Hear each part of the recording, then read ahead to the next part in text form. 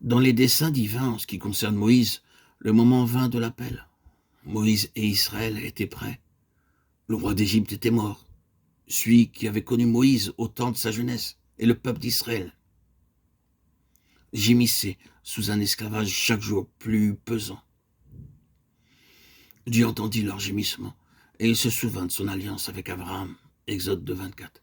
Non pas que Dieu l'eût jamais oublié, mais il fallait que fussent remplies les conditions nécessaires à son action. Que les manifestations de la puissance de Dieu ici-bas dépendent d'une collaboration humaine, ceci a toujours semblé étrange et mystérieux aux créatures limitées que nous sommes. Ceci s'explique cependant par la liberté de la volonté qui est laissée à l'homme.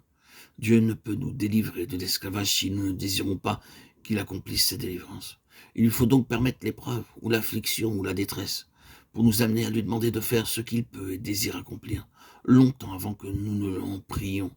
Il faut qu'Israël en arrive à gémir, à soupirer après la délivrance, avant que Dieu puisse faire tomber ses chaînes. Et il amène le peuple à crier à lui, en lui permettant que ses souffrances augmentent. L'instrument de la délivrance était là. Dieu le préparait. Mais Israël ne le savait pas et se croyait oublié. N'en est-il pas encore ainsi aujourd'hui? Notre Dieu est toujours le même. L'histoire d'Israël nous montre les développements de l'action divine, développements lents et silencieux qui aboutissent à la délivrance. De même, aujourd'hui, lentement, les plans éternels se déroulent en vue de l'enlèvement de l'Église des premiers-nés, dont les noms sont inscrits dans les cieux, la délivrance.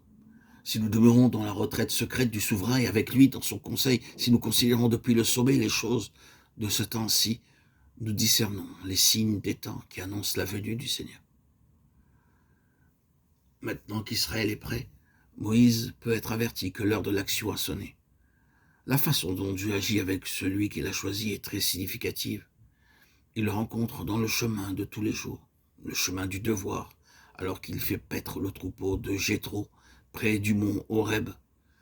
Si nous désirons ardemment que Dieu nous emploie, soyons certains que la meilleure préparation pour nous consiste dans l'accomplissement des simples travaux quotidiens.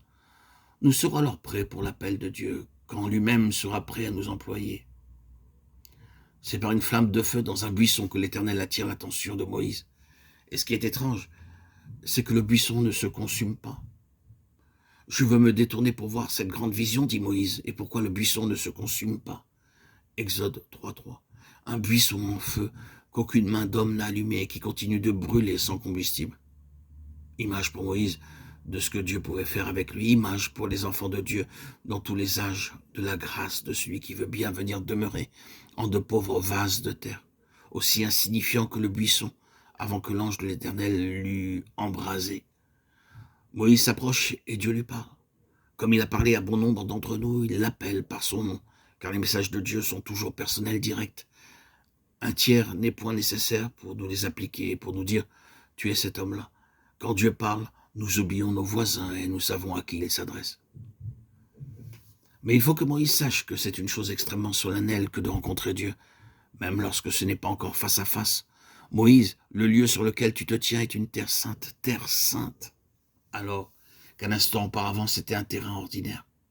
Terre sainte à cause de la sainte présence du Dieu de gloire. Si quelqu'un souille le temple de Dieu, Dieu le détruira, car le temple de Dieu est saint, et vous êtes ce temple. Oh, combien il est nécessaire que nous nous souvenions de cela. Alors, nous ne demanderons plus s'il y a quelque mal à faire ceci ou cela, mais bien plutôt si cela est convenable pour quiconque fait partie du temple de Dieu. Si Dieu demeure en nous, comme il demeura dans le buisson, sa sainte présence illuminera même les choses ordinaires et les embrasera de la gloire du ciel.